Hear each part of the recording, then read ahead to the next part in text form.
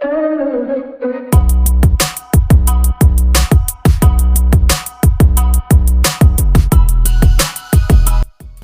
ছিল 17ই মে 2024। ওয়াংখেড়ে স্টেডিয়ামে লখনৌর কাছে হেরে চোখে জল নিয়ে মাঠ ছেড়েছিলেন হার্দিক। নিজের পুরনো দলে ফিরেও ব্যর্থ, সমর্থকদের বিদ্রূপ, প্লে অফেও সেবার উঠতে পারেননি। অধিনায়ক হয়েও মুম্বাই শেষ করেছিল একেবারে নিচে। কিন্তু ঠিক এক বছর পর আবারও সেই একই মাঠে বদলে গেল এবার ছবি। মুম্বাই দিল্লিকে হারালো আর হার্দিক পেলেন জয়ধ্বনি।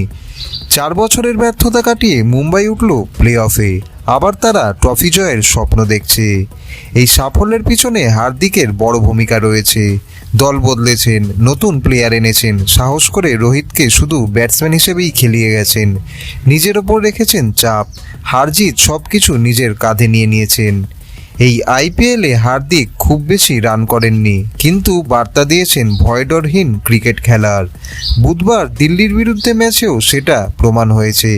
বোলিং, ফিল্ডিং আর স্যান্টনারের অসাধারণ বোলিং সব মিলিয়ে জয় নিশ্চিত ছিল।